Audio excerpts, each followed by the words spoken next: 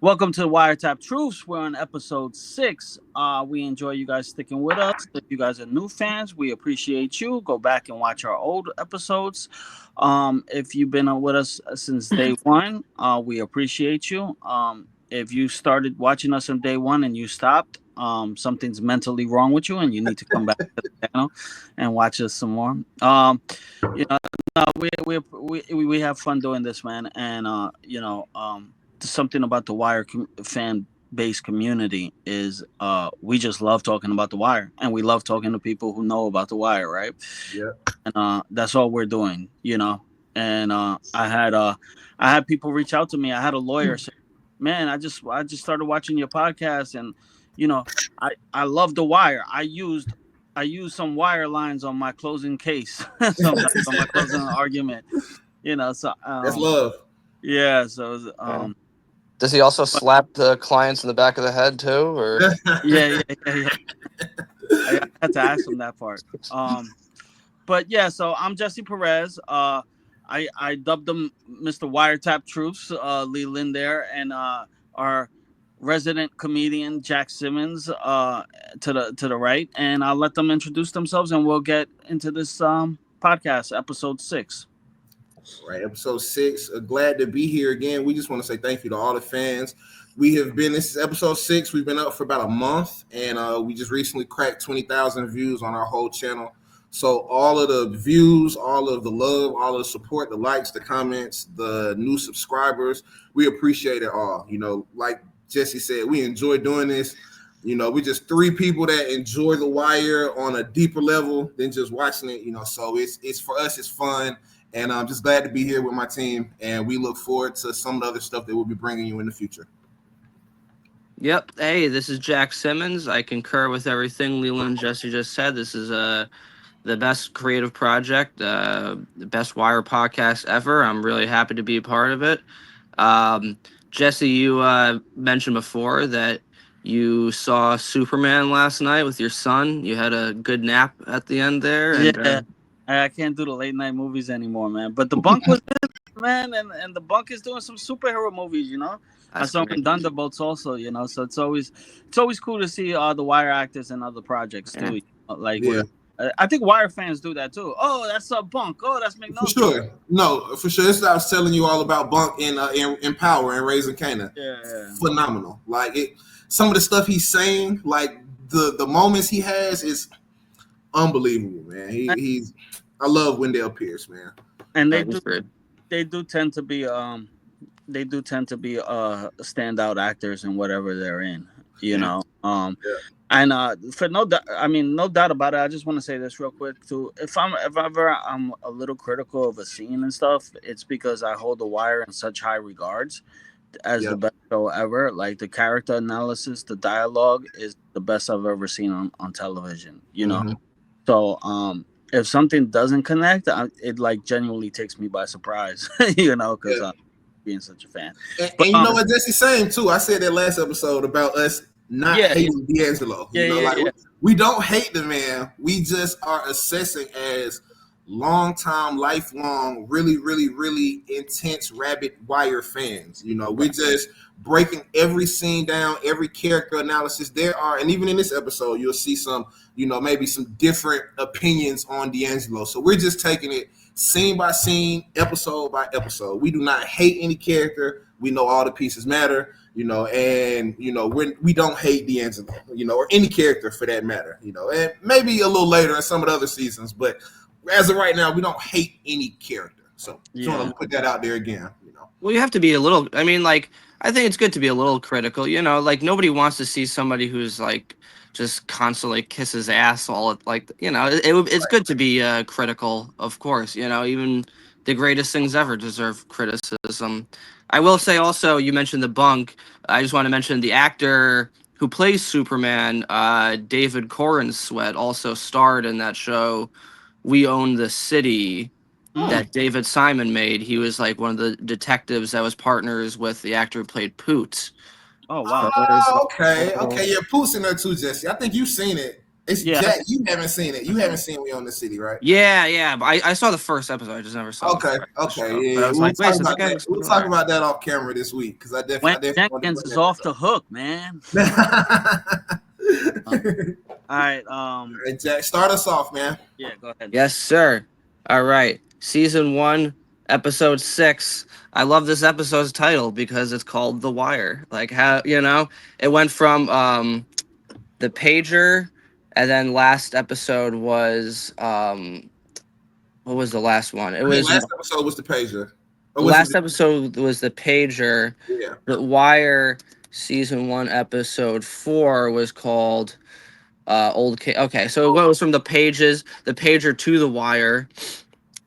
That's a big theme throughout. The first scene we have, the cold open with Brandon's mutilated corpse hanging on a car. First off, just the makeup team did just an amazing job with that corpse. Like we got, I love to give credit to the crew on this show because they just really just designed the shit out of that thing. It just looks horrible. It's so disturbing.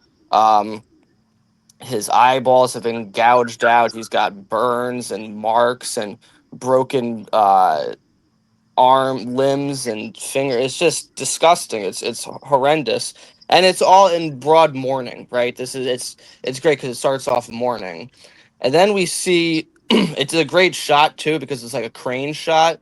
It goes from the telephone pole all the way to Wallace's apartment, kind of like visually showing the connection that Wallace has to this guy. And we kind of see a day in the life of Wallace, right? He wakes up, he just drinks out of some disgusting old water bottle. He brushes his teeth and spits into an old can. He's in charge of all these kids whose parents I'm assuming are all drug addicts or they're orphans. They're all the kids that are runners in his organization, right? And he's kind of like their makeshift nanny, or in a way he's like their guardian. He's 14 but he's taking care of these children, and he's the more responsible one. He's telling Poot to wake up. Poot's got some girl, and of course we discussed how Poot's the ladies man. Jack and Jesse, what the fuck was Poot in bed with? Why her? That showed me, Poot, you got a problem, bro. You got a real problem, bro. What are you in bed with, bro? Like, come on, bro. He can't keep it in his pants, man. Come on, bro. What are you doing? He's the lover boy. You look like Amy Winehouse. I don't know if y'all know who Amy Winehouse is, but rest in peace, but that's what she looked like. Okay. She didn't even sing like her probably either. She's got nothing. And Wallace is basically they see cop cars and Poot's like, what is it, narcos? He's like, no, they're just patrol cars. He has a word for it, but I forget exactly what that word is. And basically he goes downstairs and he sees that like Brandon's body is there. He goes downstairs, he sees all the cops, everyone's around there, and he sees they call them rollers. That's just what they refer to as, like police patrol officers, rollers. And he sees Brandon's dead body. And it's very similar to that scene in the first episode when D'Angelo sees Gant's corpse. I made that connection. It's like a similar type of scene, really. It's almost the same shot where you just see him and he looks disturbed and he realizes like he's the reason why that guy is dead. Yeah. And honestly, I would have liked to have seen just any of the transition from when Weebay has the handcuffs in the last episode to when they drop Brandon off at the car. Like, we don't get to see any of that. And it's apparently because it's so brutal. I would assume maybe they didn't want to show any of that on camera, but I would have loved to just seen them picking him up or them dropping him off at the car. Like any of that part we don't get to see on camera. Like I thought that'd have been pretty cool as I rewatched it to see like, okay, we would have caught any of that footage into the show. Like, but it's so gruesome. I don't know if they even wanted to show it. They don't really show torture like that in The Wire, except for Butchie. They show A Butchie, couple but times showed Yeah. but not to what, like you were saying, Jack, to poking his eye out and burning him with cigarettes. I don't think it was nothing on The Wire that was that vicious on camera. I don't think we got to see anything like that. Yeah, it might have been like too gratuitous. They felt like it would probably been like Maybe. unnecessary or whatever, to the point, because it's like it all happens off screen, but you see the corpse and even the facial expression. He's obviously been tortured. One thing that stood out to me is when he's just talking to all these kids and he's just like, you got to get up. He's like, otherwise you're going to go into foster care. And it's basically these kids are not like the police aren't aware of where these children are. Right. They have no legal guardianship. They're just kind of living there. Have you all ever thought about who those kids were? Like, or who they are, or who the parents are, and whose apartment that is? Like, how does that? I figured that their parents are all like drug addicts that really don't care that they're there and Same. Them and stuff. Okay. Like, they have no parents that are like, where are my kids right now? So they just kind of live there, and the parents don't give a shit because they don't have to take care of them. And then they kind of work for the Barksdale organization, and Wallace is like their guardian in a way. Yeah. And yeah, so this changes Wallace. This is the Wallace switch right here, where he saw the consequences of what he did, and we see that that Omar holds loyalty pretty pretty close to his heart, because this kid got tortured and he did not give up Omar at all. Yeah.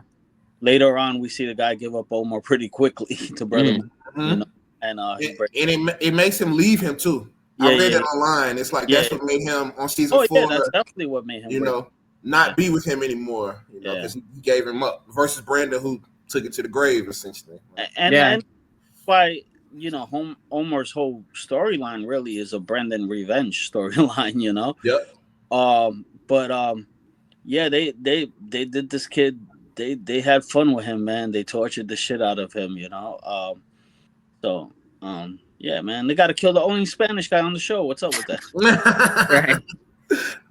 Well, they don't make the only Jewish guy into like a greedy lawyer, so I'm right there with you. I mean, the black people too. I mean, we're not gonna. There's a bunch of different stuff, that I could go into there, But right. Nobody catches a break here. But it's like it that contradicts what you're saying about how Brandon's loyal to Omar. It's contrasts that with like Avon and Stringer, who obviously eventually just give each other up so easily. They don't care at all. They have no loyalty whatsoever. Well, Omar says that when he killed Stringer, he said we didn't have to torture him neither.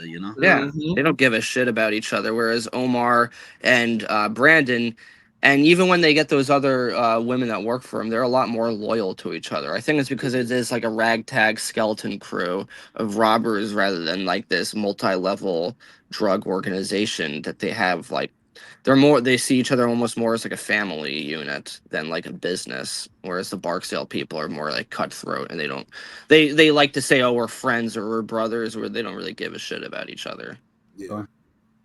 And so before I get to I just want to remark on how like it's just shows Wallace's life, and like these kids, it's hard, they can't catch a break. They have such little opportunity, on top of having to be like going to school himself and be a dealer for the Barksdale crew. He also has to take care of all these kids. It's crazy the amount of responsibility he has. So we get the theme song and the opening, one of the famous quotes by Lester Freeman, and all the pieces matter. Pieces matter. I feel like I've heard that before. Yeah. All the Facebook. Shout out to Facebook. All the pieces matter, and we're gonna see how that plays into it. So then the first scene is McNulty after the credits. McNulty is talking to Landsman, and he's pissed off because Rawls is trying to just shut this case down, get 3 murder convictions.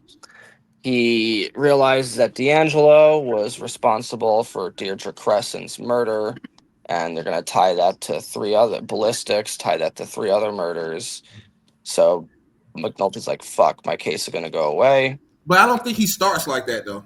That's not in the beginning. That's No, him just giving the cases to Rawls. right. Yeah. But he says like, "What the fuck am I supposed to tell him?" Because I think he knows like this case is he's gonna get it disappeared. Right. That takes place later on. Mm-hmm. But when he goes to Rawls, the first scene, Rawls has it's a great Rawls moment. And I love how Landsman is basically his kiss ass here. He's like a total. He's like Dwight Schrute. He just is like sucked up to him. He's like, people say, "You are a reasonable fucking guy. You are reasonable, sir." Like he just, that's what Rawls says to McNulty, and he's like, "People always tell me, Bill Rawls, you are a reasonable fucking guy." Um, and he says like he basically he's very condescending as like a typical boss to McNulty, but he's telling him like this is what we do here. We catch a case and then we sit down and the other detectives take the case, and it's kind of how it works here where there's about 350 cases a year. And it's like even though Rawls is essentially cutting McNulty a break here.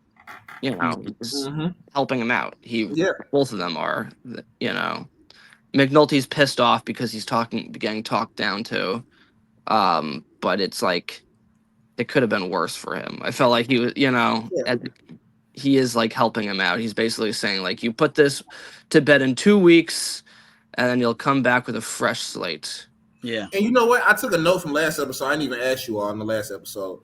Rawls told Landsman, your boy has to end this case in 2 weeks. It's not up to McNulty though. It's not like McNulty can say, "Hey y'all, we're stopping this detail." Yeah, you said it last episode. I did. Oh, okay. Yeah. I can't remember if I pointed that out or not. Like, yeah, what does Rawls exactly want him to do? Like, be like, "Hey, Daniels, cut this shit out. We're stopping it." Like, it's not up to McNulty. Like, that's not his choice.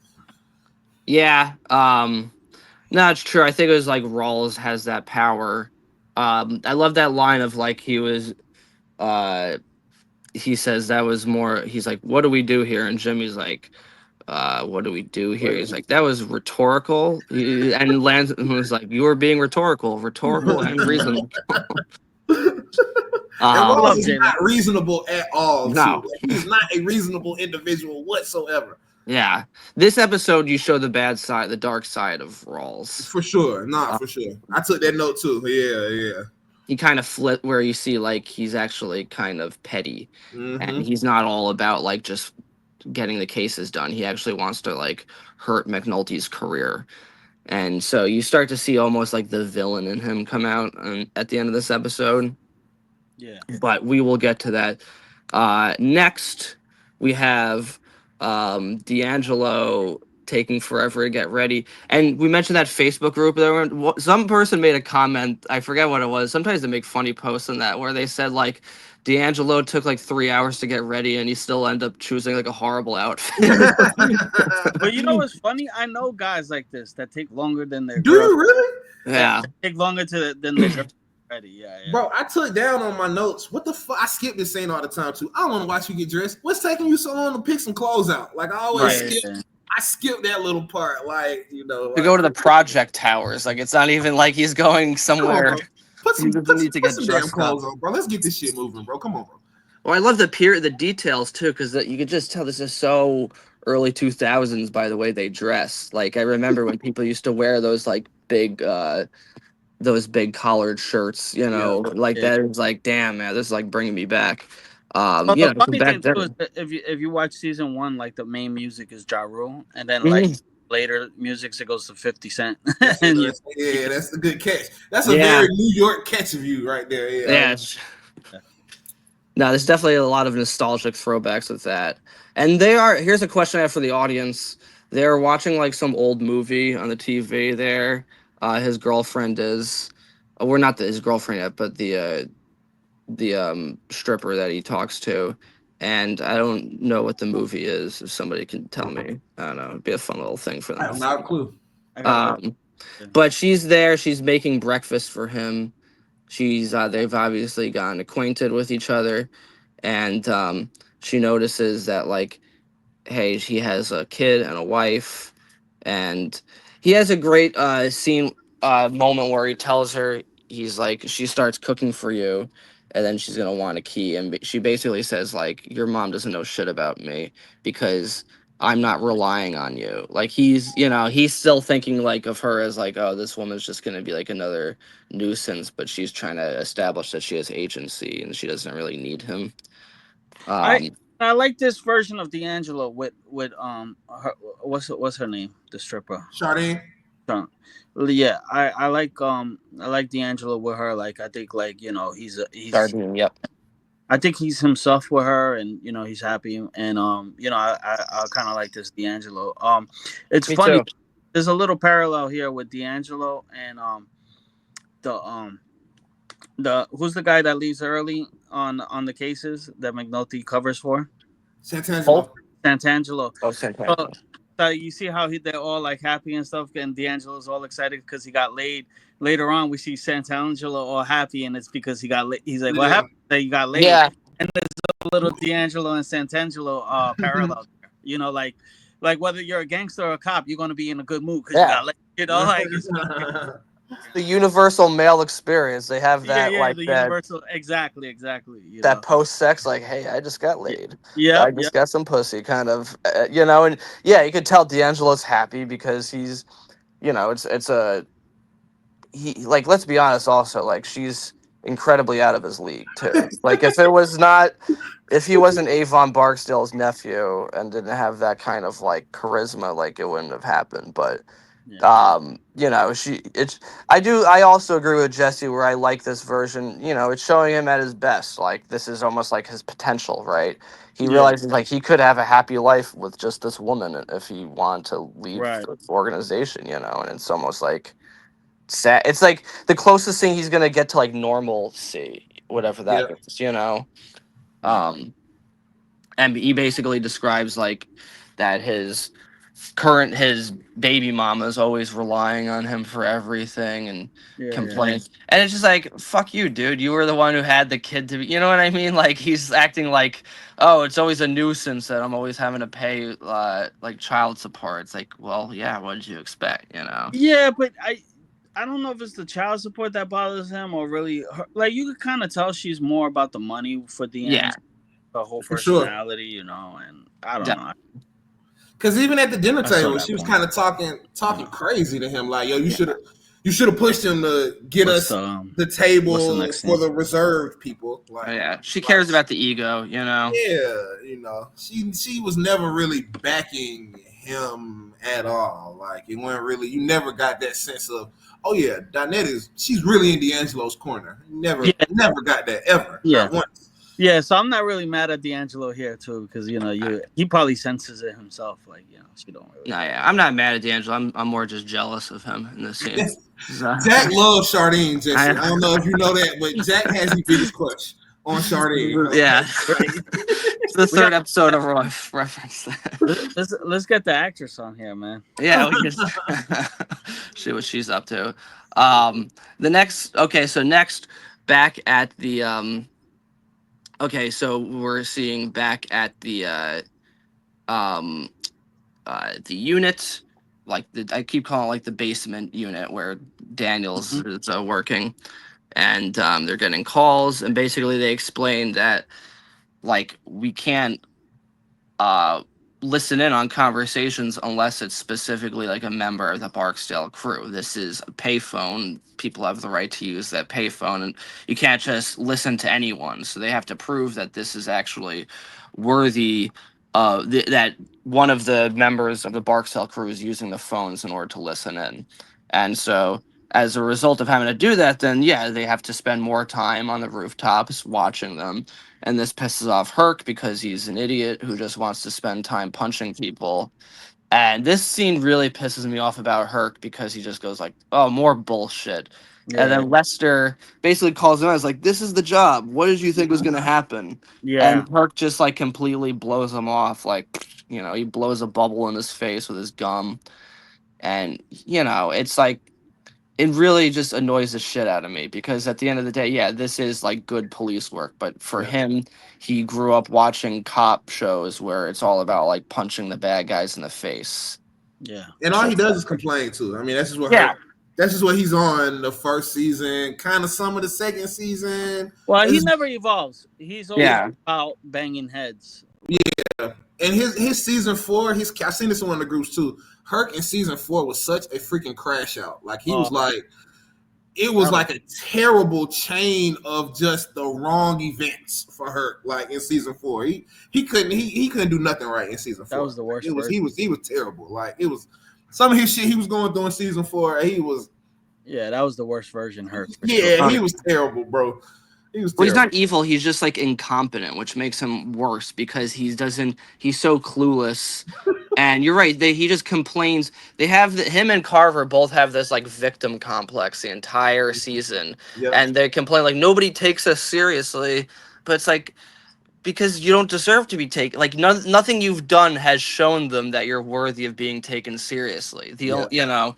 And Carver eventually realizes that, Yeah, I took note on that too this episode. It's a scene where I catch where Carver has changed a little bit in terms of how he's approaching this case. And I'll point it out when we get to that scene. I think we're probably thinking the same one too. Yeah. So moving on, we are back at the homicide unit. Nice parallel too, because it shows like a nice bright office where everything is neat. People are wearing suits. Like they seem like it's a better office where where Daniel's unit, they don't give the police department doesn't give a fuck about them. There's like don't have any desks. It's all grungy and dimly lit down there. But upstairs McNulty's basically telling Bunk, he's like, well, this is gonna go away. Rawls is pressing me to charge these murders, which is going to destroy the case. And Bunk's like, well, what are you going to do about it? And McNulty doesn't really have an answer. He gets a call back. He gets a call from the cops down at where Brandon is murdered. You tell him they established that one of the guys that he was in contact with was killed. He goes down there, gets scared by a German Shepherd. Whose dog is that too? Like, whose fuck dog is that right there? Like the random dog on a leash. What if it's the same dog that Cheese had? Right? What if that? Whoa! Wait a minute! No. It would be too young. It would be too old. Yeah. No, it's not. So he goes down there, and I like those two cops that they work there around Brandon. Yeah, that's their name. Holly and Norris. Right. They're just such cops, especially the actor who plays Holly. No, sorry, the actor plays Norris, the balder white guy. He's such just so he's on the phone. It doesn't even come off like an actor. It's just a guy like complaining. He's like, "Can we get a medical unit down here? The corpse is gonna rot." And just the way he talks just feels so real to me. Yeah. Oh yeah, the casting on him is great. Actually, yeah, that's a good point. And he also says, you all, do you have anything that we can use? He says that to McNulty, right? Y'all know what scene I'm talking about when they're talking about Brandon. In season 3, when the city is going crazy and Lester's calling the homicide unit, he gets in contact with Norris, and he's like, "Hey, we're here. You're catching bodies on the east side." Norris is like, "Gas up my ass hearing, or you got something concrete hearing?" Like, so just that little parallel from him asking McNulty, about anything that they're catching in season 3. When he's on the phone with Lester, he's like, "Man, get the fuck off my phone. You don't have nothing for me." Like, so just I like Norris. I like him a lot too. Yeah, me too. Yeah, I like him too. He's a great beleaguered cop. That's one great thing too. I'll briefly mention just like the small characters that like don't have that much screen time, but they just add to it. They add to the color and make it feel like a real lived-in universe. Yeah. The great thing about the show too is you picture in any other universe we could get our own storyline with them. That's how well written they are. With Landsman as the main character, we still could get a good season. That's how good Wire's written. Yeah, it really feels like this real lived-in world with these, especially these smaller roles. Like they just feel so natural to the storyline, and they all have their moment to shine. Yep. Yeah. Although I heard David Simon say one time, real quick, the main character of The Wire is Baltimore, and I love that. Yeah. Really, not McNulty, it's Baltimore, and I was like, wow. I was like, yeah, that's pretty cool. Because everything connects too, so it makes sense that it's more just about the city and the environment. Yes. And every And season has a different theme too. So I mean, for that kind of makes what he said. The city is the main character. When you look at it from, okay, every season is a new thing, new characters, but everything that stays the same is Baltimore. You know? Yeah. That's the common theme or common element between every season is Baltimore. And it's also struck me to me about this scene is how the cops genuinely just seem like disturbed by this. This is why the first time when I think they actually take the lower level, all the cops basically take the Barksdale crew seriously instead of just being like this imaginary case that people have only heard about. Now they see. Now they have like concrete proof of the level of violence that they're capable of and the level of safety. That now I think seeing Brandon's corpse is like what makes people realize like Jesus, these people are serious about what they're doing. For sure. So it's like a They're not turning point. playing. Like they're not. It's not no cookie cutter organization. They are. Yeah. It's extremely ruthless. You know, Right. Sure. $500 for a hit. You know, Yeah. You know, kind of thing. You know. This is probably one of the most gruesome murders in the show, and it's almost I more don't think it's close. Yeah. I don't think it's close. I think this one takes the cake for sure. Butchie maybe because he was blind and they beat him with a Yeah. bottle and cracked bottles over his head, but they didn't burn him with no cigarettes and gouge his eye out. Like he still had both his eyes. You know? Although the Greeks do a couple of bad murders in season 2 and they like Yeah. slice that guy's throat open. That one was like, oh my god. Yeah, that one was pretty gruesome, you know. But still, though, they didn't poke his eye out. Like that's the Brandon one is it's bizarre in terms of just how gruesome it is compared to everything else in the show. It's You got to think most of it came from Bird because it's acknowledged. Bird loves this shit. Bird, you know, Bird. Oh, you're right. Yeah, the over the top shit was probably Bird. Yeah, you're right. Bird got to go. Now we're up to back to the towers, and Wallace is confiding in D'Angelo about the psychological damage that seeing Brandon's corpse has taken on him, and basically realizing that he's responsible for that and how he sees him in his dreams. And it's sad too because D'Angelo can't really provide that cathartic like advice to him. He doesn't, even though he's like they have like kind of a close relationship where there's like a mentor mentee relation, almost like a big brother kind of relationship. There's nothing really D'Angelo can say here except just like let it go, because D'Angelo knows he's like, this is the.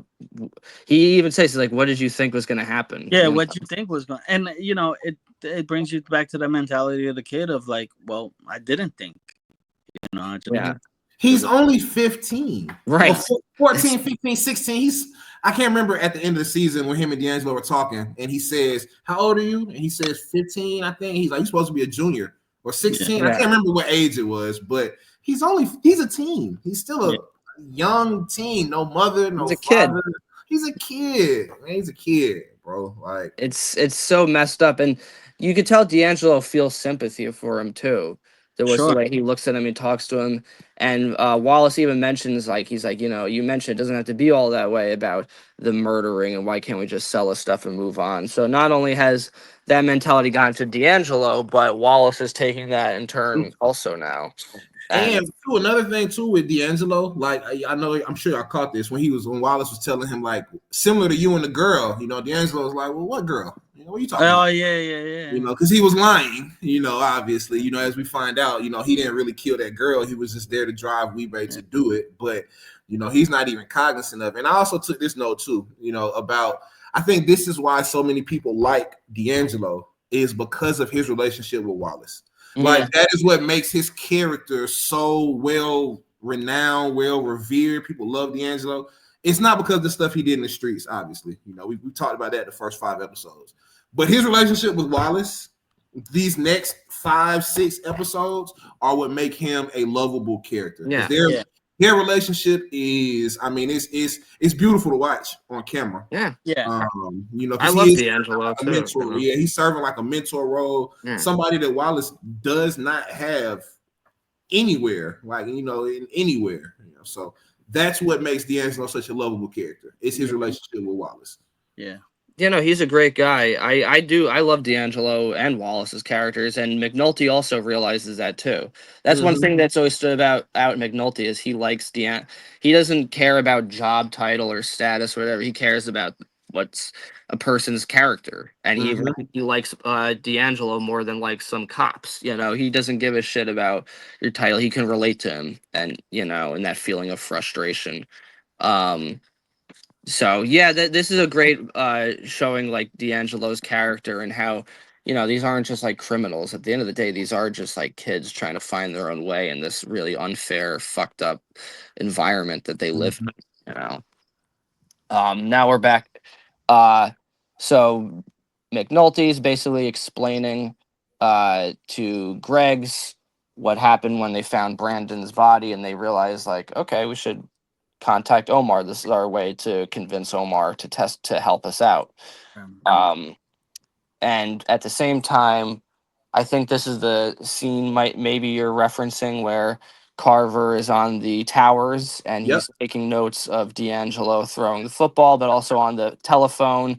He's looking at his binoculars. He's calling. You could tell he's kind of getting into it. He's like, "Oh, I see what this is all about." He's ducking. Like he's like, "Okay, let me make sure I'm being conspicuous, being up here on the roof." Versus, him and Herc and Kima in the first episode. Herc is like, my leg, my knee. Yeah.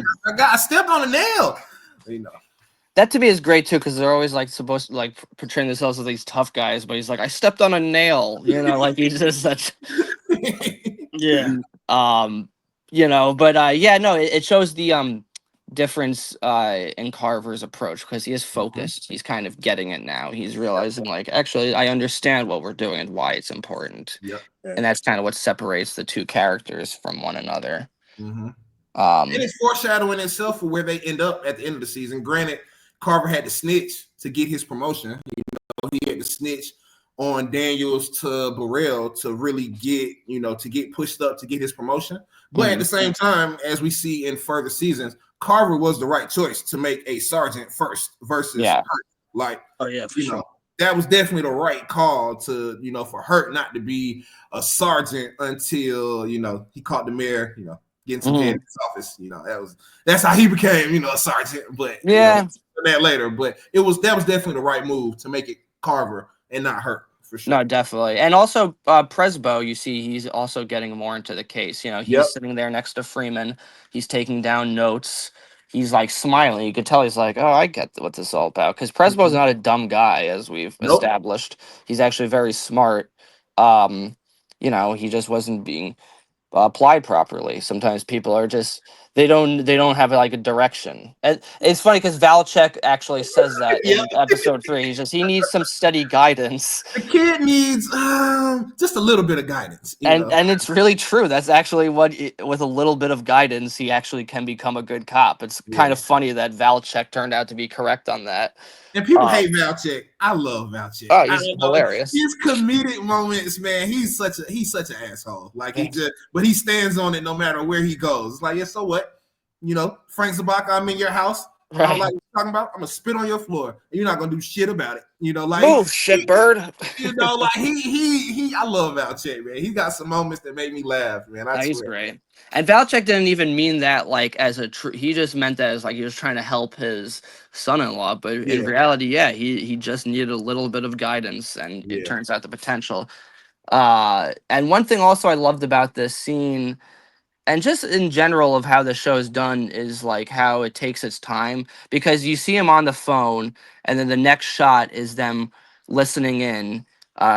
Presbo and Freeman are listening and they're writing down the numbers and they're writing down the time it took, pertinent versus non-pertinent. And it just explains all of this in this pacing that's like, you get it without it having to be over explained.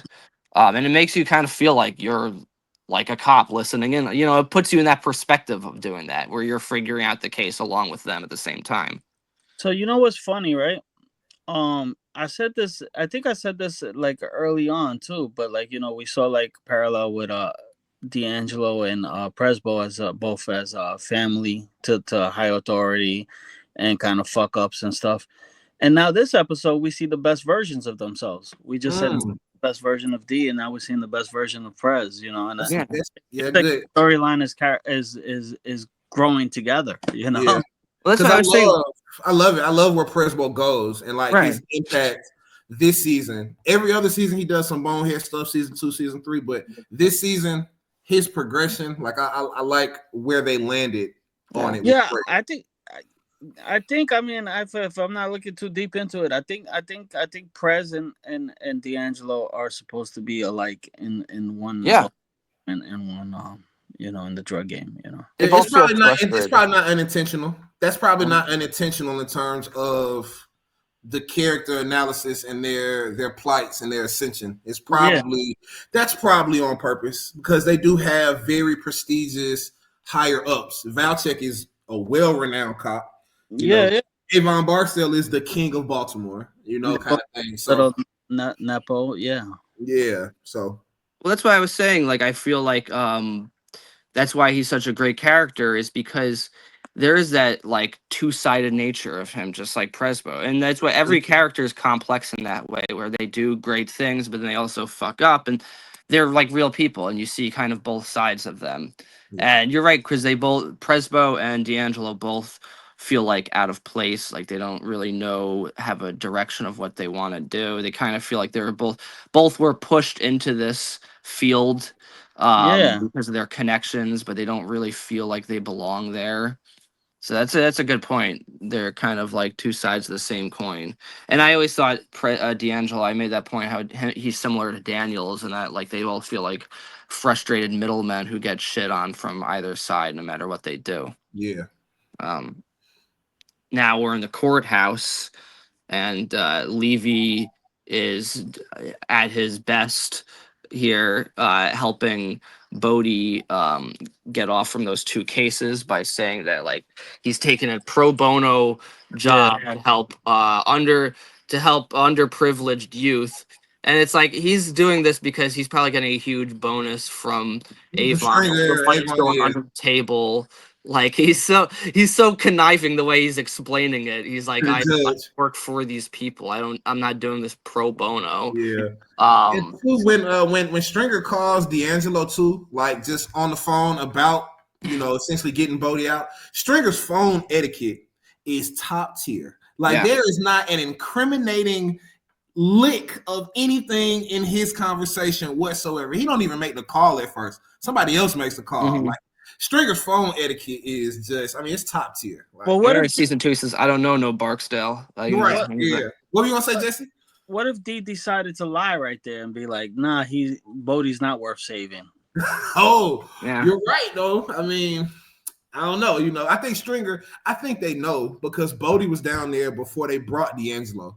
So they kind of know a little bit about who Bodie is, a little bit, because he was kind of he was second in command even before D'Angelo got there. He was always. I think it might have been coming off of D'Angelo's word though. Is this guy worth saving or not? Maybe. Yeah, maybe. But he hasn't done anything to like really warrant D'Angelo. Like he's gotten his face a couple times, but like he hasn't done anything to like really warrant D'Angelo being like, "Fuck you, I'm gonna throw." That's why D'Angelo said, "Yeah, whatever, I guess." No, I'm just saying hypothetically. If he could have done that.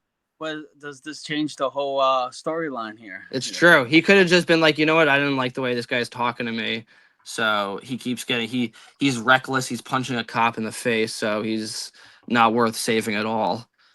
And when they're in court now with Levy, I got a question. Do you all know about like GED requirements? Like, are you aware of like what that is from state to state? Because I remember in season 4 or season 5 when Dookie was asking Prez for the money and he was saying, I'm about to go get enrolled in the GED program.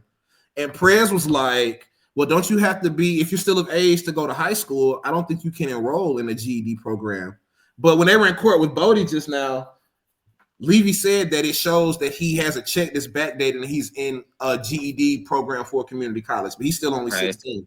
So I'm like, and I was even looking it up online last night and kind of like, what? Is that just a quick catch or is it different? Or I don't know. I don't know enough about, state to state GED requirements, but you found the mistake. You Yeah. you felt consistent writing because that I doesn't. don't know. I'm not sure because I know, like I looked online and it says something online, like in certain circumstances where a 16-year-old could get a GED in Maryland, Mhm. but it's like mother has to die. It's a bunch of stuff where So I don't know. I caught that and was like, "We're gonna ask you about it." This shouldn't have been a thing. Bodie should not have been able to. The judge should have been like, "Why is he not in school? He's still of school age." Yeah. Right. And 45 minutes in, we just want to tell you all, please like, share, subscribe. We appreciate it. Wiretap Truths. Thank you so much. Yeah. No, I actually don't know anything about the GED requirements. That's a good catch because yeah, he's only 16 years old. Yep. I know some states are different. It is. Yep. It's different But state to state for sure. do you notice Levy also lies went to the judge when they say like, well, he did punch a cop in the face. He said, well, he was already the victim of a police beating. He just Cap. reversed the order of it happening. He said, oh, he was already getting beaten up when he decided to punch Mahone in the Yeah. face. And then he says the reason he left was because he was all drugged up. So he just lied to a judge like twice within the span of 10 seconds, like just Completely. with a straight face. If you're gonna do crime, you need a Levy. Okay. Yeah, If you you're need a. gonna do crime, you need a Levy on your side, man. Because that's a lawyer Yeah. for you. You just gonna commit perjury twice. It's like Okay. Jesse Pinkman Well, said, you need a criminal lawyer to do this. Like he the really lawyer, is.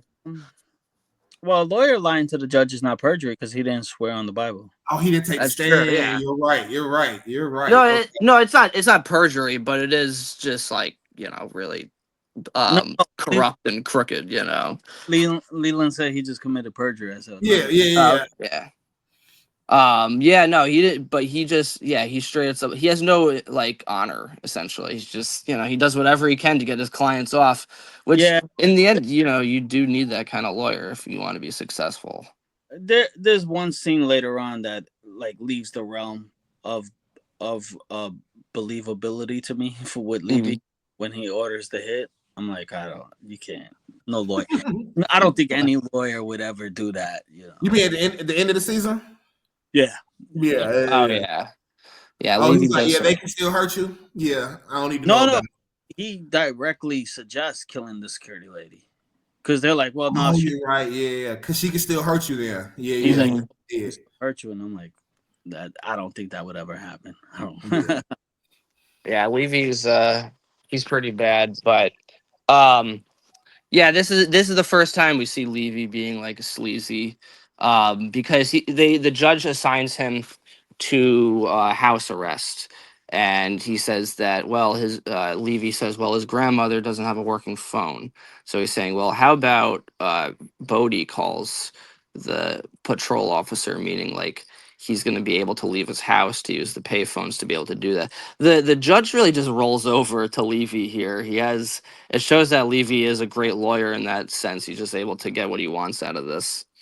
So now we're McNulty sees real quick before we get into the next scene. McNulty leaves his card for Omar at the car where Brandon's body is. Then we see burnt Bubbles. up card. Yeah, he just leaves it in the dashboard. That's a hilarious little like touch there.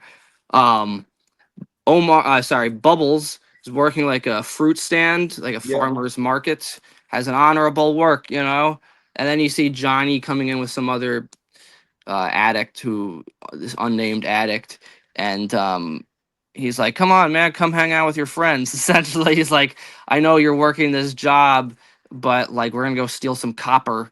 Copper House got to be got, Holmes. Yeah, to get fucking to. And it's funny how in the last episode we see Johnny is so decrepit and like depressed in the hospital, and here he's so happy. He's I'm like lit. out. He's ready to do it again. He's like, I'm back to. He's like on cloud nine. He loves scheming. It's like fun for him. It's not just about like the addiction. It's like I can almost understand that. Like if that it's a whole plotting thing. It's like for him, it's like he has enjoyment out of this. Well, that's part of the high. Getting the means to get high is part of the high. Yeah. It starts before the needle goes in his arm. It starts on the like this is the money.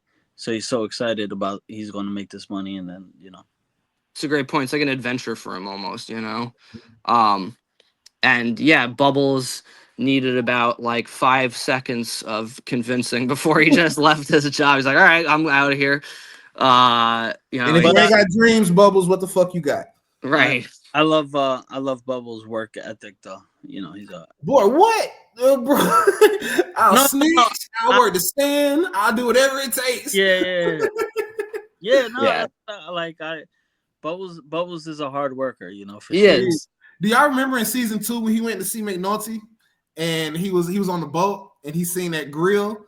Was he really about to try to take that grill off Oh yes, yeah. Bubbles has ambition, I love Bubbles. Love Bubbles. Love Bubbles. He might be. Yeah. He might be my favorite. I gotta think about it. Johnny says, "If you ain't got dreams, Bubs, what the fuck you got?" Which is a great line there. That could have been the quote. That could have been, yeah. But all the pieces matter is way more important. But that could have been the quote too for the show's episode. This episode has so many great quotes. There's some episodes that I watched that I'm like, why wasn't that the quote? But not this one. It had to be all the pieces. Because it speaks to the whole show later as we break down how every scene matters, every character matters, every episode matters. Like, yeah, that had to be it for the show because it's deeper than just that. Like, yeah, I really believe The Wire is like modern day Shakespeare. Yeah. Every quote, this episode in particular is just full of just phenomenal quotes. You all, this is 23 years later. We're breaking this down on the podcast, and it's when I'm watching these episodes as somebody that's seen it a billion times, I'm like, damn, it still doesn't ever get old. Like, excuse the double negative, but it doesn't ever get old. Like, it never gets old. Like, it never does for me. It's almost like it ages like fine wine. Like, it just gets better, It never does. It never does. All right, where we at, Jack? So we are about halfway through with this episode. Now we have Herc on the rooftop, and the worst person you want on the rooftop because he's singularly focused on Bodie. He sees Bodie on the phone, and he calls Freeman. He's like, I want to talk. And Preswell is like, is Carver there? He's like, guess who the fuck we have on the line? He says, ding, round 3. What's hilarious about this is that they realize that Bodie's out of prison, right? Mm-hmm. But they don't take any sort of steps to find out why or ask anyone a single question of like how he's they're just like, we're gonna go beat the shit out of this guy right now. Just a complete idiot who's just focus on I hate Kirk. I mean, I don't hate, he's so annoying to like watch because he's frustrating, It's like you said too, like these guys are like so hung up on a 16-year-old level. Like, why? They forget the main target is like the Barksdale crew and like these adults, and they're focused on like the low. It's because of his ego, it's all about like, oh, we were insulted, so I gotta ego plays a huge factor in the show in season 2, big time with Frank Sabaka and Tech too, because like what Frank's ego is kind of like, yeah, Frank, I wouldn't start a war with the fucking police, but his ego got. Come on now. This is all ego. And even Valchek's ego to start it, like, season 2, it's a window. What? It's a window. This is a common theme in The Wire's ego. Yeah. So I think with Herc is definitely his ego. Yeah. Sorry, what happens? They chase Bodie down, right? Yeah. No, and it's all about saving face. Because they were insulted before, so they have to one up Bodie. But you're right. It's when they have all the other detectives like McNulty and Greggs are focusing on the bigger targets, but Herc's and Carver to a lesser extent is so singularly focused on Bodie. Mm-hmm. So we see Bodie is talking on the phone. He calls Stink. Yep. And he says, "Yo, Stink," and Stink's like, "Come on, man, you know the code." You're hitting the game. Yep. And Nugget. Stinkum later in the season when he's talking to Stringer is like, he's like, hey, we lost 4 to 5-0. Stringer's like, why the fuck are you telling me this on the phone? Mm-hmm. He says that to Stinkum. And then in season 3, somebody calls Bodie, and they're like, yeah, Tweety Bird been working that shit. He's like, bro, you're not supposed to say names. He says that in season 3. So I can't remember which one of you all mentioned about the lessons carrying over on one of our previous episodes. But you said that, Jesse. So this moment in itself, Bodie is like, Stink, what's up? And Stink was like, get your head in the game.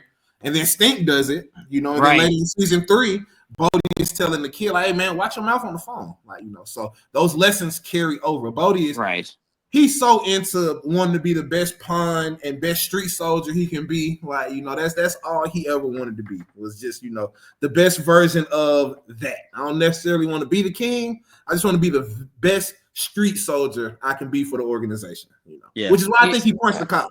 I think that's why he punched the cop. Like, he's not careful, but he's ambitious. And I love this scene too because it explains why it's pertinent.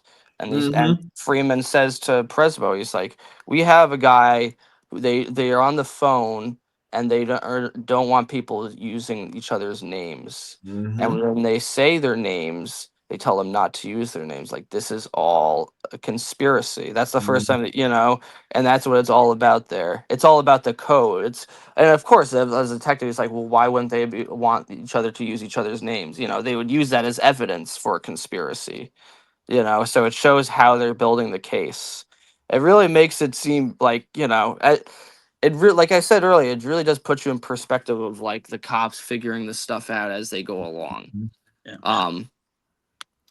Now we're back to we kind of discussed this earlier. Herc and Carver, they get out of their car. Herc immediately just punches Bodie in the face. Like, that's the first thing. No questions asked. Just the car wasn't even in park. The car wasn't even in park when Herc popped out and he slapped the shit out of Bodie. Like, I love that scene. Like, he slapped the shit out of him. Like, and Bodie explained, like, at night. What are y'all? Y'all can be doing anything else with the case at night, but y'all running down Bodie. At nighttime, try to figure out what he's got going on. Trying to like save face or maybe he'll help flip. Like, that's their mentality, is they think, oh, he'll help flip the case, as if that would ever work. And Bodie makes a great point. He's like, if you guys ask questions first instead of wailing on people, you know what's happening. And they almost take it as like, all right, maybe he's got a point there. And then he's like, I could let this go if you give me a ride down to the my grandma's house. And they realize, like, you can't just beat people long. Like, Levy's the type of lawyer that could basically help them press charges against Herc and Carver. Right. And then he says in back, fuck nuts. I love that little word too. And Kima says that she says that to Norris in season 4 when they're on the election detail and they're standing there and Kima's like, Norris, this is your fault why you got us out here. And he said something, and then Kima says, "Yeah, no shit, fuck nuts." She says that, in season 4 too. So I love that word, fuck nuts. I've never heard that outside of The Wire either. I love that curse word combination. I never heard that before. Like, same with shitbird. I never heard that one before. Right. Yeah. I think I've heard shitbird before The Wire. Yeah, but shitbird's a great one that they use. That was a great scene. And it shows like the camaraderie too that Carver and Bodie have, and Herc too. That it's it's like, they're enemies, but at times they will help him out, like, or they'll play pool together. Now we see a scene where D'Angelo is on the corner, and we find out who's been snitching, but they haven't been snitching; they've been stealing from him, and they've been using the money to buy groceries or whatever. D'Angelo, might be his most like ruthless, because he takes out the eggs and he's like, what do you need this for? And he throws the eggs one after another on the ground. Well, I liked D'Angelo's whole leadership thing here, because it came into the whole not killing nobody, or just handling. He handled things in his inner circle the way he saw it fit. But he didn't have to go to String and say, I found the money person, the thieving. Let's kick his ass. They just took him off, gave him a warning, took him off account, and kept it between them. This is Yeah, this episode is my best version of D'Angelo. That's I yeah, that's what I was saying at the beginning. Yeah. He shows some very very endearing qualities about himself in this episode that Hmm. are it makes you okay. Yeah, we can find a sense of okay some likeness with this character. Versus the first couple episodes, he was doing shit was a little weird, a little questionable, lying about stuff, stuff like that. But this episode really is a turn for him, in a different direction. And just 1 hour in, we want to say, thank you for tuning in. Please like, share, subscribe, Wiretap Truth. We like, appreciate it. subscribe, and comment. Yeah. No, I completely agree. I think this shows his leadership qualities and is like he handled it the right way. He didn't beat up Cass. He just kind of like basically taught her a lesson. And he Mm-hmm. explains that later on to Wallace of why he did that. And Yep. he is he does have like he is the kind of guy you would want as a leader here. Well, this makes sense on his leadership ability, and this ties into the pit making money. Now you showed me something that D'Angelo did that proves his leadership. Mm-hmm. Mhm. He's locked in. He's tapped into the whole crew. He's running it as the boss of it. Like you do get to see that. He even tells Poot, the fuck I gotta explain stuff to you for. Like, yeah, Yeah. later in the episode, like He's coming into his this, own here. you know. He's coming into his own. He's starting to take charge in a way, and like even Avon and Stringer recognize that later on in Mm-hmm. the episode. Yep. So we're back to the police department. We get that line that you're talking about where Sergeant Ray Cole mentions that he got laid, and Bunk is like, "Yeah, your asshole's still hurting." And, it's just like typical guys just working at office together. That's what's great about it, because any other cop show wouldn't. They would try to make them all like ooh refined and respected. It's like no, they're just dudes like Bunk. making little cracks to one another, and Side note: Is Bunk the funniest character in the whole show? Oh, he's definitely up there, top five. I mean, I would say Rawls. He has Bunk might have the funniest lines though. I I would think say he has he's the most hilarious. lines in the whole show. Like Yeah, memorable. But the Bunk, funniest Rawls, Landsman. people have said Landsman. Some people have said McNulty. I think it's Bunk though. I mean, Jimmy is funny. Herc is like unintentionally funny. Um, but yeah, no, Bunk definitely has probably the best one-liners throughout the show. He's hilarious. Um, Omar too makes me laugh at times. But Landsman basically explains to Bunk that Rawls got around the reports that the office reports that McNulty said gave him. He said he wants arrest warrants for Deirdre Crescent and the two project murders that match up to that gun. Basically, Rawls is trying to wrap this up in a little bow, and Bunk sees right through this. He recognizes it's all just for the stats. He knows none of these murders are going to make it past a grand jury. yep. But to Rawls and the upper ups, that's kind of secondary. It doesn't matter. And it's disgusting because it's just like they don't give a shit about solving crimes. If anything, they're just letting these murderers walk free. They Mm-hmm. know that these cases aren't going to go through, but they get to check it off as a victory because they quote unquote solve the case.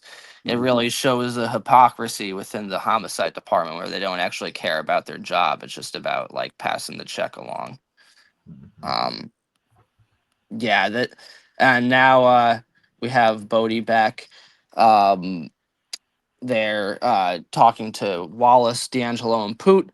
D'Angelo, that's the scene you just mentioned where he's saying like Cassandra, um, our Wallace is going to be on the stash now with Latroy and Peaches and Sterling and Cassandra are getting demoted. And they Poot asks why. He's like, I don't have to explain shit to you. And he did the right thing. He demoted them instead of having them killed. Mm-hmm. He's coming into his own here. Um, now we see McNulty and Greg's, and they're talking about like, hey, we can't let these cases get raw. Like he's saying that basically that the Barksdale crew gets a little lazy, right? That's what kind of referenced the last episode where Avon was basically saying like, how are you gonna never make a mistake? It's human nature, in the hospital. And here they do make a mistake. They get lazy. They don't change up. That kind of it's foreshadows into the later on in the season But the real point of the scene was we see Sergeant Polk walking in there hammered at 9 in the morning. And looking crazy too. I mean, looking crazy. Like, you drove? right.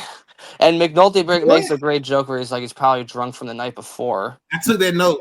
A functioning alcoholic. That does that Yeah. not show that McNulty's a functioning alcoholic? Like, in that moment, for sure, right? McNulty knows the symptoms. Yeah, he's like, he's just better at doing his job. But like, yeah, this guy probably got hammered. He probably hasn't slept, just been at the bar the entire night, and just shows up to his job, is waddling around the office, not like even pretending to care about his job.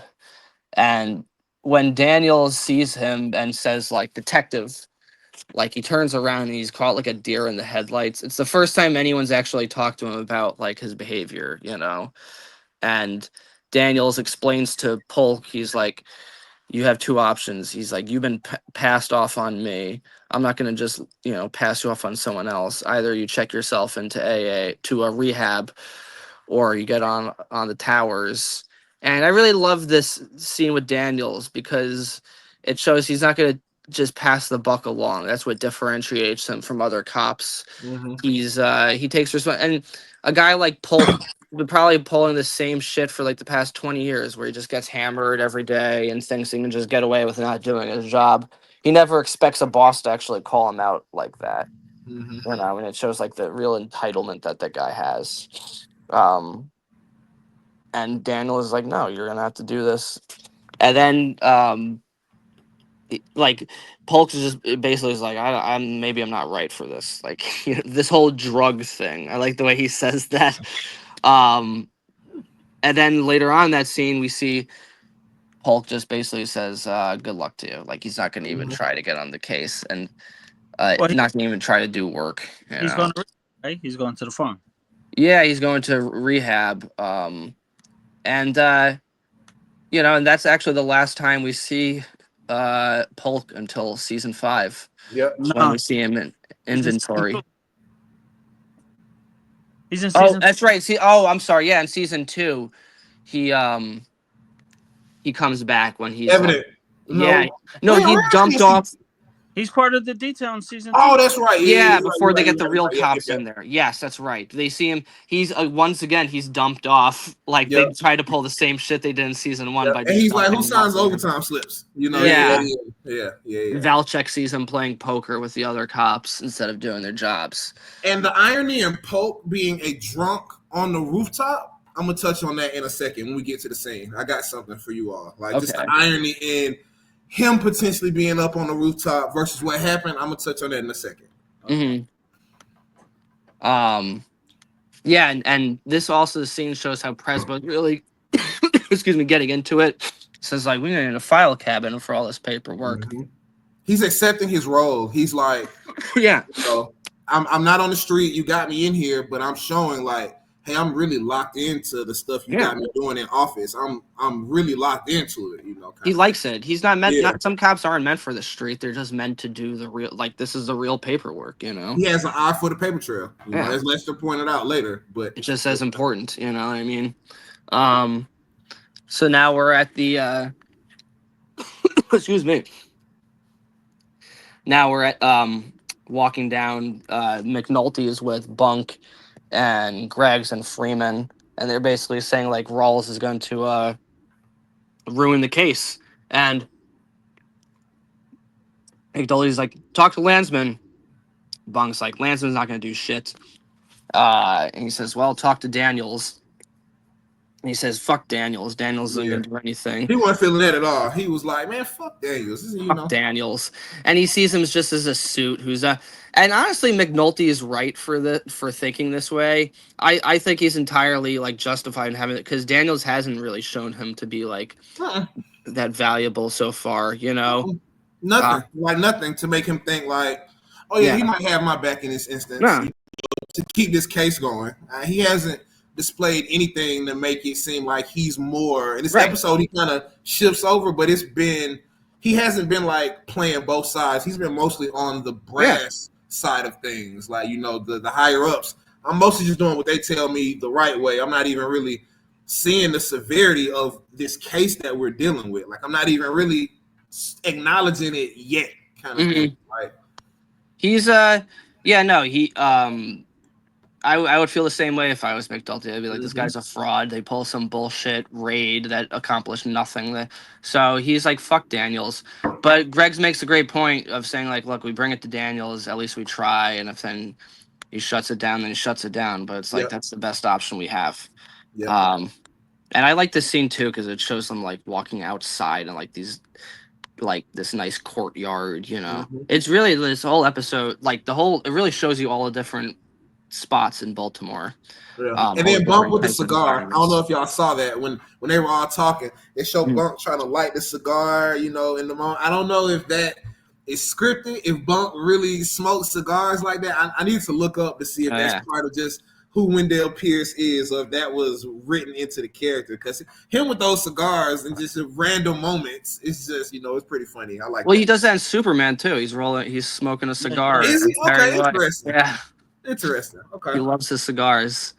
Now Johnny is pulling their stunt where he's pretending to have like some disease. The guy who's handling copper wire in a truck, like a delivery man, a repairman essentially, has copper in his pickup truck. Not a repairman, I guess. What would you call it? A guy who's, you know, a contractor. Or a contractor. Yeah, that would make more sense. Yeah, as a contractor, and Johnny runs in front of the car, and the guy is like, he pretends to be all injured, and the guy gets out of his car. He's like, "You idiot! What did you do?" And he pulls up his shirt, and it shows he put like onion soup from Campbell's on his to make it seem like he has leeches.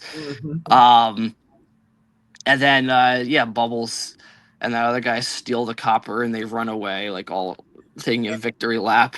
And then just like that last episode we were talking about, Jack, with just people running goofy as hell. Johnny looks so fucking goofy running in his little he looks so fucking goofy. It's like a little kid, you know. It's just, they're like little kids having fun. It's hilarious. He's got those baggy jeans on, you know, very like 90s looking. Now, so you contrast them, right? They're all having fun, and then the next scene, McNulty and Daniels are not. They're all arguing, right? It shows like the two parallels there. McNulty's explaining to Daniels, like, "Hey, it's put up or shut up time." He even says that. He's like, you know, and then Daniels kind of annoys because he says like, "Why me?" And McNulty's like, "Well, I don't see anyone else running this detail." And it's a great point. He's like, "Why the fuck wouldn't it be you? You're the guy in charge. Like, it's your time to like do this." You want me to go fight with Rawls about right? It? Yeah, that they already think that. Yeah, Daniels is being kind of a dick here because he even says like chain of command, McNulty. But it's like your chain of command is basically telling you off. They're not giving you any respect here. Right. So and then McNulty says to Greg, he's like, "What did I tell you?" And Greg's like, "Fine." You know, she accepts that, like, you were right. This guy, you know, Greg's wanted to believe in Daniels too. I think she likes him as a mentor and as a boss. So she thinks that he's going to have his back, you know, and that's why she also pushed for Daniels, and he really disappointed her in that moment there. Yeah. Now we get to one of my favorite shots in the whole season. Yeah, I love it reminded me of like the opening of like Reservoir Dogs, where like the three of them are just walking in slow motion. Never noticed that Stringer dapped up the corner boy ever in my life until I was rewatching last night. I was rewatching for today's episode, and I saw when they got out the car, Stringer gave the kid some dap. Never noticed that ever, and I love this scene too. Like, I love it. The music when they're walking through. Cool. You know, it's really chill. Like, it's a very nostalgic scene, and because we rarely see Avon in the midst of the drug game. Like, we usually just see Stringer in the field. We rarely see Avon in the pit, in the towers. Go to the pit, you know. That's why the shot is as well shot as it is too. Is such a monumental, like, Avon visiting the pit. You know, it's crazy, and it shows you how high up Stinkum is, actually, because Stinkum is the third one right now. You know, for sure. He's like their number 3. Like him and Weebay are like the right below them. Yeah, I think Weebay is because Stinkum just started getting points on the package. Yeah. No, Weebay higher because Weebay is like their main muscle. Weebay is their main muscle, but also remember when they got stuck up, it was Weebay who went to D'Angelo and was like, "Bro, what the fuck are you doing? You in a sandwich shop." It's him that's on him, like, you know, bro, you fucked up. Like, so Weebay is their muscle, but he also he does the money runs. Yeah. He does. I don't think he does anything as far as dealing like Stinkum does, but I think he's definitely higher than Stinkum. He's he's much more important. Like, sure. But just the fact that Stinkum is in the shot with them just shows you what up Stinkum is. For sure. Oh yeah. And they just look they look so cool just walking in slow-mo. Like Avon just looking at like the corner of his mouth, like, you know, he's got that great denim jacket on. He's got a lot of style. I'm like, too, like, you know. Yeah, exactly. That's what D'Angelo should have worn there at the beginning. But they look so cool. And it is a big deal. It's like the big boss is coming down to the projects, and he explains to D'Angelo, he's like, "You're doing good work, you know. We found out like we're not being snitched. Like, there's no snitches here. It's just like a guy stealing." And they even promised D'Angelo, like, "Hey, you might be getting points on the package," which is like a contrast to the last episode when D'Angelo is complaining about that. It's like, well, if you do good work, you know, they get rewarded. And Stinkum also rewards Wallace, give him like $5,000. 500. 500. See, I'm not the math guy. $500. Yeah, that makes much more sense. $500. And then an hour, did not cut you off, Jack. An hour and 15 minutes in. Again, we just want to say, please like, share, comment, subscribe. Wiretapped Truths. We appreciate all the love. Thank you so much. Yeah, thank you guys. So this goes to this. It's kind of funny too, right? Because this shows you like it's a typical boss promising one thing and finding a way to cut it, right? It's 2,000 to whoever finds anybody standing with Omar. Since Wallace found them, if Wallace and Pooh, they're gonna give them 500 each, and then Bird and Bay did the hit, so they get 500 each. No, Bird and Bay are fucking your team. My guys, you promised my guys 2,000 each, like you know. And I just found it funny the cutting the corners a little bit here. Oh yeah, murder. Got to cheat a little bit. $500. Yeah, $500. Yeah, but that wasn't even what was promised. It was 2,000. I know it was 2,000, but you know that's what they got paid. You know, so it's like, oh, by the way, we're gonna break up and I was like, fucking typical boss. Yeah. Oh yeah, exactly. It's being so cheap over petty cash at that point. It's like it's nothing compared to what they bring in, but they got to cut corners. Like it's that real, like, you know, if you want to take it like a political analyst, you could say it's like a real critique of like capitalism, right? They're like the typical boss, constantly like cutting corners any way they can. Yeah. In fact, Wallace and Pooch should have got 1,000 each, if any. And you know what? They never even acknowledge Poop being like a part of what happened. It's all like, oh yeah, it's Wallace. You know, it was Wallace who pointed him out, but it was really Poop who pointed him out to Wallace. You know, but Wallace makes the call, I think. Yeah. Well, they gave Poop 500 also though for this. So okay. Yeah. Wallace gets the money, and he, you know, even though he just made $500, you could tell he's still unhappy about it. He's broken. He gives he just looks at Deanna. They give each other a look. Real powerful acting from Michael B. Jordan, showing how distraught he is, even with this even with like he just made all this money. He's still just like, it feels like it wasn't worth it. And as they're walking away, we see Santangelo taking a piss on the roof. The worst cop to have here, besides from Herc, maybe. Okay. Like, and it just shows like they got to be constantly on board here. Oh, is this the scene you were mentioning? Okay. You could have had Pulp's drunk ass on the roof. Yeah, sure. He would have been adjusted. You could have just threw him up there. If Santangelo, and how long was he peeing for? Good gracious, he must have had a full ass bladder. Yeah. To miss the whole thing. I think that would have worked a little funnier. Yeah. If Pope was on the roof. Yeah. But at the same time, you know, Santangelo, but he just left the rehab though. Yeah, Santangelo's pretty sober, but it's just the fact that he's a less sober cop than Polk, who could have been on the roof, and he still missed it. You still missed, Avon, Stringer, and Stinkum. You didn't even get no pictures. Like, so you could have put Polk's drunk ass on the roof. Yeah. And probably would have had the same result, kind of thing. That would have been interesting. That would have been Yeah. No, yeah, it's true. A good point. You would have been just as effective if you had this belligerent alcoholic as you have Santangelo, who's not an alcoholic, but he doesn't really care about the case. He's constantly asking to be put back in the regular rotation. He treats it like a burden. He doesn't want to be there. And too, D'Angelo didn't mention anything to Stringer about what Stringer asked him about, hey, what's up with the other thing? Yeah. He didn't say anything about, well, look, this is what I found. This was doing it. He didn't even mention it at all. He said, yeah, he did a good job at keeping quiet this time. Yep. Not even going to bring it up. Not even. I'm just going to handle it in my organization. I don't want any murder, any violence. I don't want any of that. I'm just going to handle it as a boss should before, this girl and this, my worker gets killed. Because they would have killed them. They probably would have killed them. And it shows they distrust them for a good. D'Angelo distrust Stringer for a good reason, and it's like the way he handled it is much better. He's like, I demote them and I teach them a lesson without it having to have a pointless murder here, which would bring more attention from the police. Again, it just shows D'Angelo's coming into his own as a leader and establishing some independence and some agency here.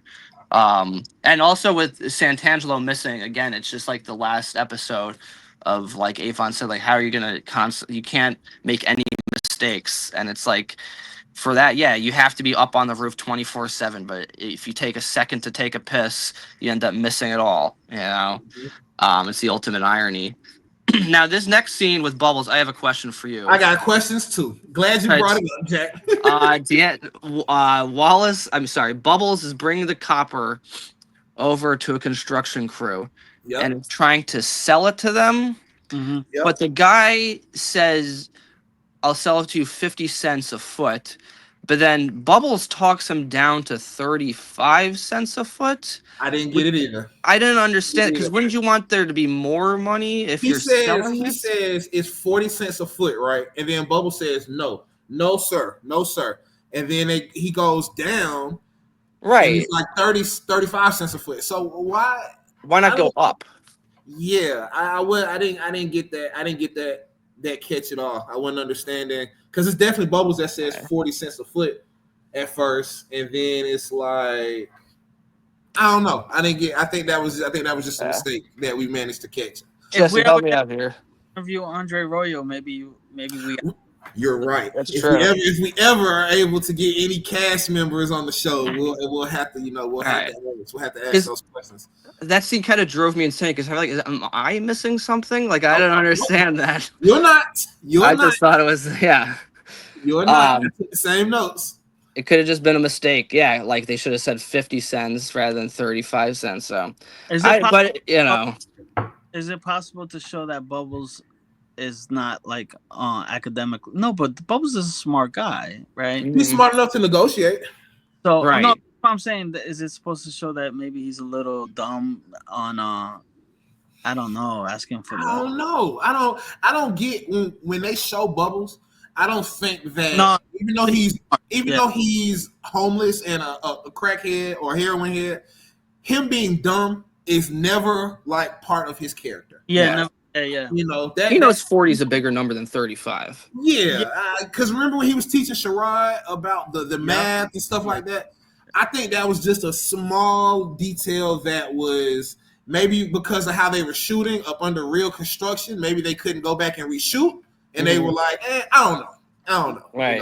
That's funny. Yeah, it's definitely, I caught it too, Jack. For sure. But it's also it's great because we see like this guy who's managing this construction crew. He's like, he's willing to do business with Bubbles. He's like, at the end of the day, man, I don't care if it's stolen copper. Fuck it, I'm just I got to buy from somewhere. They're always looking for their business too. They're looking. Contractors are just as dirty. All the pieces matter. Yeah. All the pieces matter. Oh yeah, I'm sorry, we forgot to mention that quote all the pieces matter comes in when Freeman is explaining to Perez Belusky about why that call is pertinent Yep. between Yeah. Stinkin and Bodie, and it shows like they're building a case, and you need every little piece of evidence to Yep. build that on there. But yeah, so then later we go back to Daniel's talking to Rawls, and Daniel's explaining like if you fold this case, Daniels throws McNulty all the way under the bus here. yeah, yeah, pretty kind of a dick move on Daniel's part. He's still sour over these last cases, but You. Yeah. Rawls basically says like, "Hey, I can't tell you how to run your own cases." Like he's very like he's very dismissive right away, and he's just he says like, "Hey, there's 3 murders. I'm not gonna just give this up to you entirely." Mhm. Wait, why do you think he throws McNulty under the bus? I'm just curious. I didn't I was pick about up to on ask that. that too, Jesse. Because doesn't he say your own guy is telling us? Oh yeah, well that's in the later on the next scene with them. Yeah, Oh. but yeah, oh, that's a good point. But so now we're at McNulty. He's playing soccer with his kids, talking about hey, let's go to Little Italy and get lasagna for dinner. And it seems nice. And then he gets a phone call. It's from work. He immediately stops playing soccer. It kind of just shows like, yeah, this is why his marriage didn't work out. He's too obsessed with his job. He can't even just take a break to play with his kids. He has to constantly be on guard We for can't even any. go get any Italian food tonight Right. because you want to go pick up Omar.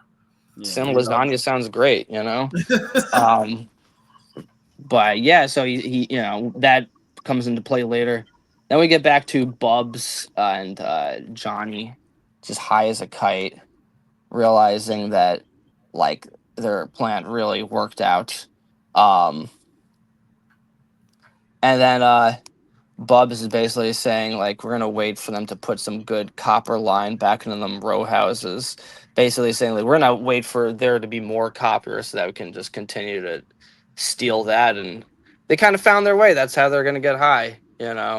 And Bubs is back to where he started. Like it's kind of went full circle from the first episode. Right now they're back to just the two of them getting high in their decrepit apartment building. Is that the same building? Do y'all know? Same house? No, Or I think it's a different one. you think it's Oh, different? Okay. It definitely looks different. Although It it could just does. be the I was asking. outside. It could be the outside, like because they were in a bedroom the first time we see them. So this could be like the outside part of that. You know what I mean?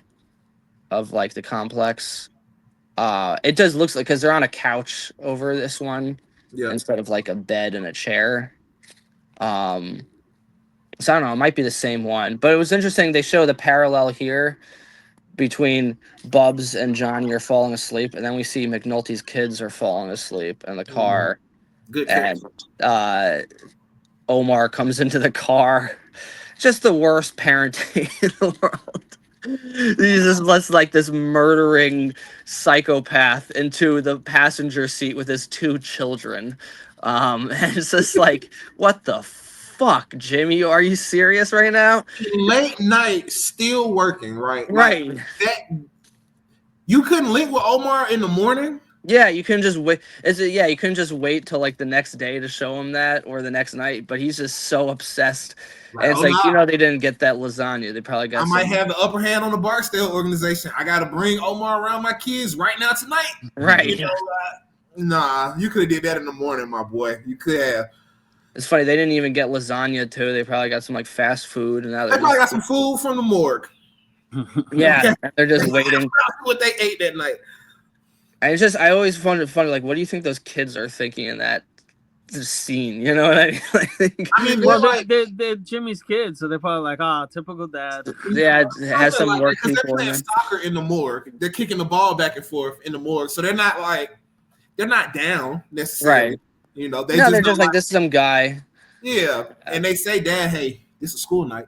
Right. You know, hey, we gotta go to sleep. We got homework, or it's so funny that it's them telling him, "Hey, Oh we yeah. got school tomorrow." Like, so Well, it's just a great Jimmy scene because it shows it he's is. such a dedicated cop and he wants to be a good father. He just has his own way of trying to do that, Yep. and and it would be funny if like years later he explained to his kids like, hey, remember that one time when this guy comes into the car and that was the most notorious killer in all of West Baltimore, and then like Oh, when you were thanks, playing Dad. on your Game Boy in there. Um, so yeah, they were about to drive off, and now we see Johnny's getting arrested by the cops outside of Bubbles' apartment. This Hilarious. boy got Uh, no. this guy's got no luck. And it's true. He really does. He can't catch a break throughout the entire show. And he said, what did Johnny say? He was like, man, you profiling me. Oh yeah, He 'cause I'm said, white. "Would you do this if I was black?" Yeah, because there's two black cops on there. But he's like, that was hilarious. And it's it's sad. I feel bad for Johnny, even though he brings it on himself. Um, Man, I but not- remember that movie. Kids fucking left me like that. yeah. But when I was a kid and I saw that movie, that shit stuck with me for a You were while. a kid when you saw it? That's a fucked up movie, man. It's a great film, but I don't think I've ever seen Kids. No, it's from 1995 in New York City, and the main kid is played by Leo Fitzpatrick, who plays Johnny. Johnny, okay. And And just an hour and a half in, okay. this will probably be the last time we tell you all thank you so much for tuning Yeah. in. Like, share, subscribe, comment. We appreciate all the love, all the feedback. Yeah, we got about 10 minutes left in this episode of The Wire. So we're back to Wallace and D'Angelo, and they're talking late at night, and they have a real bonding session. And we mentioned this earlier. D'Angelo explains to Wallace, he's like, why he put Cass down there, why he demoted those two, is because he's like, I didn't want them to get killed. And he's like, you don't tell Stinkum? He's like, no. He's like, because if I tell them, what do you think they're gonna do? They're gonna take a baseball bat.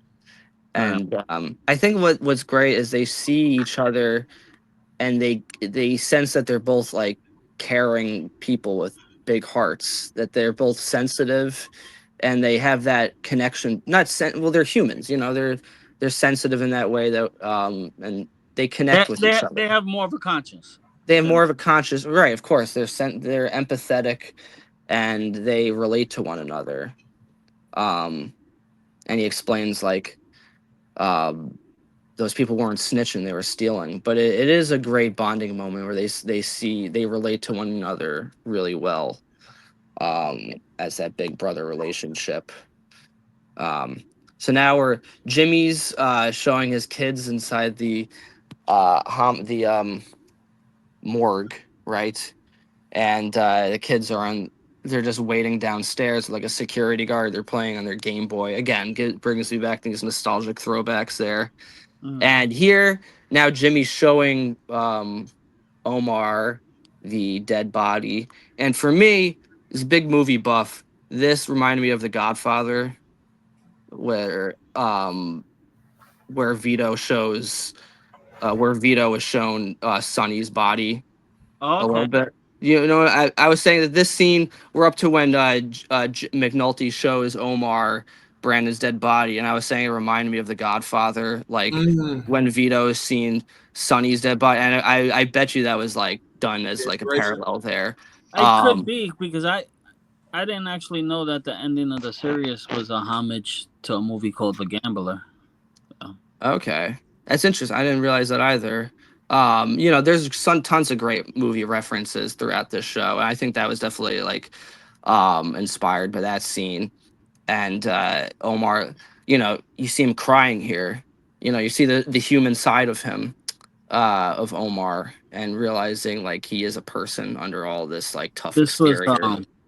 This was great acting by Michael K. Williams. Oh yeah, like this very few words. Actors, this is watching an actor act, right? Because he just, all that pain and stuff, you saw it with, like you said, without any, words.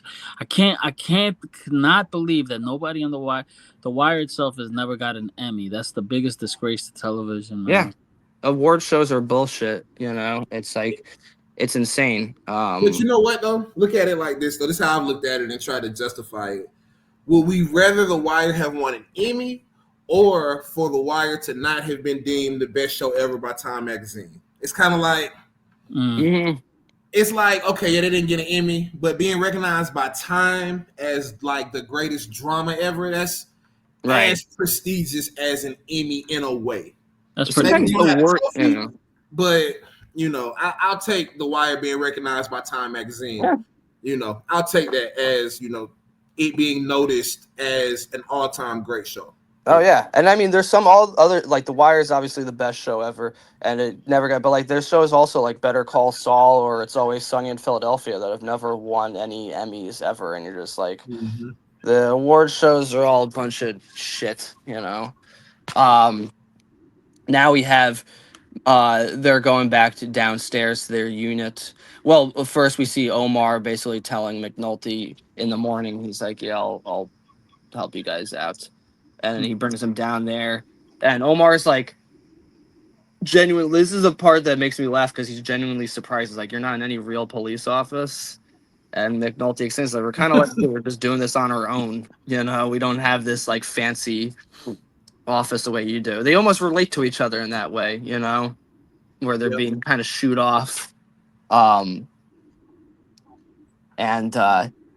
McNulty basically explains like, you need us to help us, you know. And Greg's is like, I know your go-to move is to get your sawed-off shotgun and go to town, but it's like that's not enough. And Omar agrees. Um, he's like, basically, you know how I'm going to do things the way I feel today. I want to kill people, but he knows that he's going to need their help to take down the Barksdale organization. You can't. This isn't like a Western. You can't just go around killing everyone. You're going to need some help here. And then Omar explains the murder and what time it happened and where the guy was picked up. They love going to this place, the Greeks. And Freeman looks at his charts and is like, wait a second, this matches up with the times on the phones. And he explains to Jimmy, hey, wait a second, these guys called D'Angelo, Wallace called D'Angelo, who called Stringer. And then they called him back, and then they waited an hour, and then they called him back telling it was done. He's like, that's the murder. We have it all right here in between these phone calls. Like, that is the fucking murder right there. And you feel the Jimmy goes in and yells at Daniels.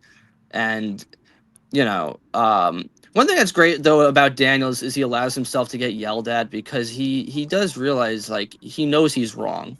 Jimmy does a great job explaining himself of, like, hey, if we had been up in time, we could have prevented this murder. Yep. But we're never where we need to be. And you guys are always dragging your asses, and we're always having to play catch up to these guys. And why did McNulty close the door? It's a screen door. So like, why did you close the door if it's a screen door? You can still hear everything. That's true. You don't want any bugs in there. But so they, McNulty and Freeman basically storm off, and Omar as a guy is like, "Did I catch you guys at a bad time?"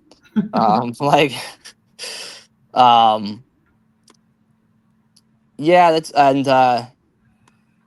so that they basically realize like, hey, we have this whole murder. They go down to that place, the Greeks, and they find like the guy who's working like behind the counter. Again, just a character actor is playing this dude, and he explains, hey, they put handcuffs on him, meaning the Barksdale crew pretended to be cops for the people that were working in there. They thought, oh, this guy's getting arrested by the police. Like, it's all very methodical because they can't just go in and like kidnap some person. Right. Because that would draw too much attention. So if they pretend to be cops, nobody would think twice about it. Yeah, I wonder if they had a badge, maybe too, a fake badge, maybe. Probably. You remember like season 5 when they were looking for Omar and Monk went to the apartments? He had a badge and a suit.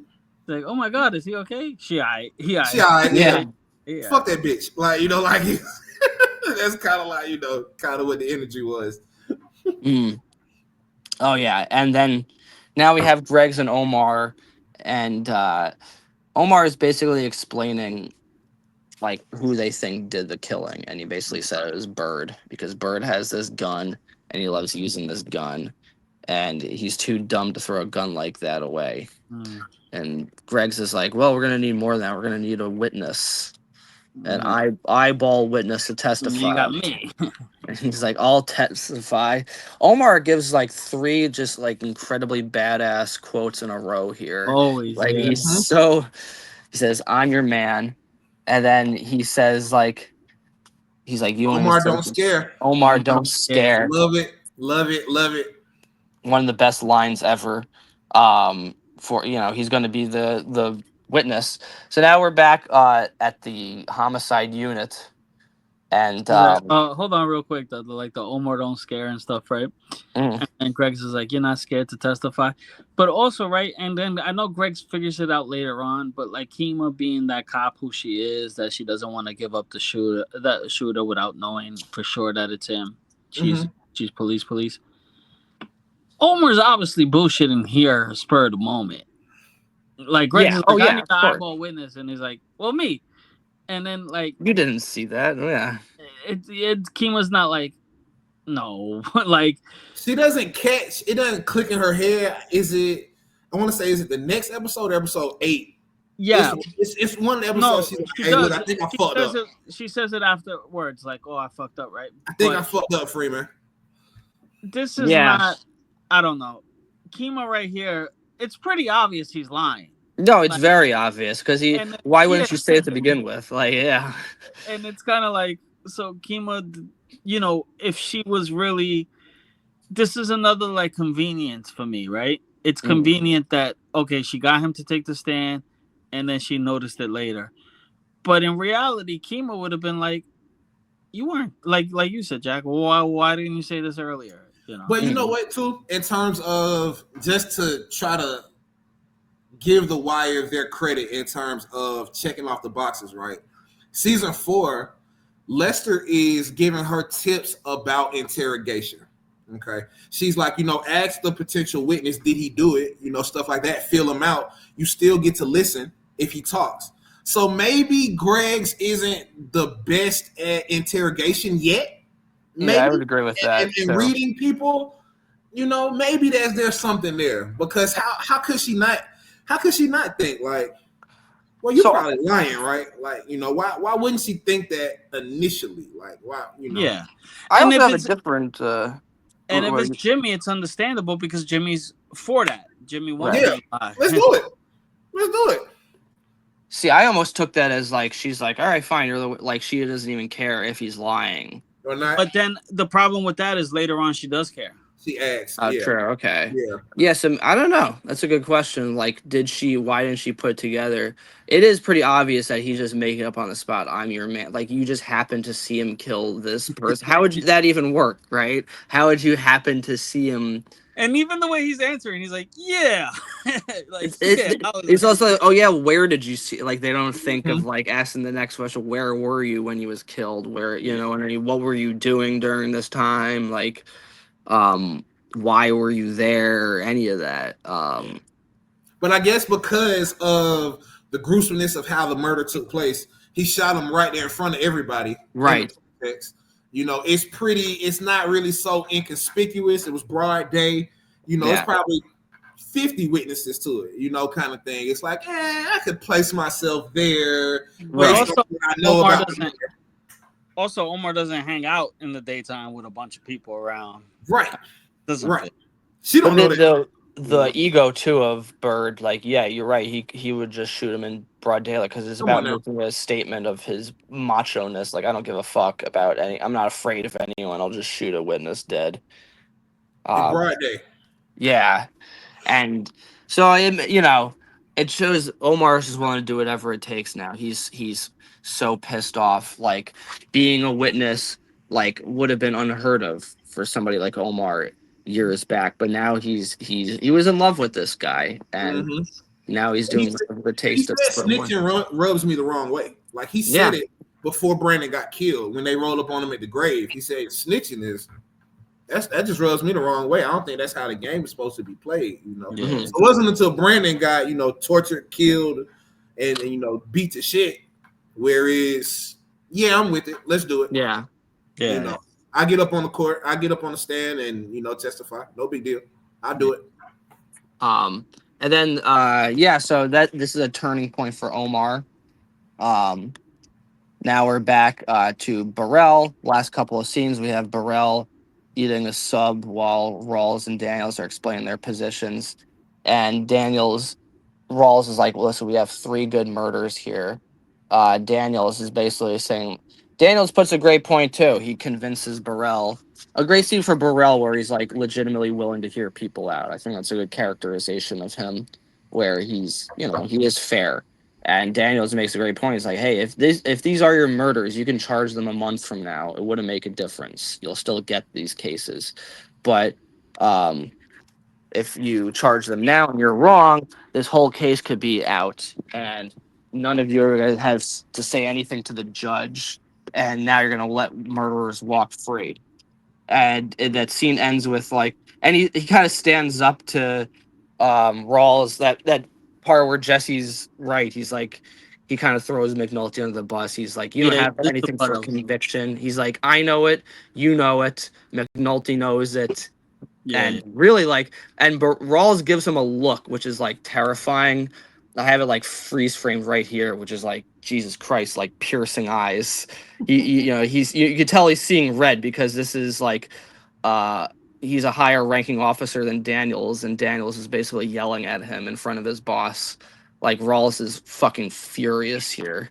Great acting, like really terrifying look he gives him. But Burrell's, it ends with him pondering, and then it's implied that he took Daniel's advice here and is giving them a month. And Santangelo comes into Rawls, and Rawls is basically like, you got to give me something on McNulty. Like, does he drink too much? Is he going out, like leaving his shifts?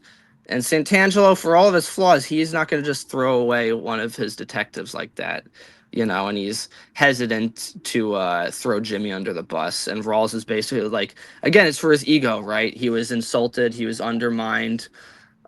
People went behind his back, so now he's like seeing revenge, and he just wants McNulty to be taken down no matter the cost. He's so dirty for that too. That's the dirty. He's so dirty for the Santangelo stuff at the end. That's filthy. He's filthy. Oh yeah, it's really messed up the way he uses him like that. And great, like Santangelo kind of folds under Rawls, but he doesn't want to like give Jimmy up. He is like a good guy in that sense.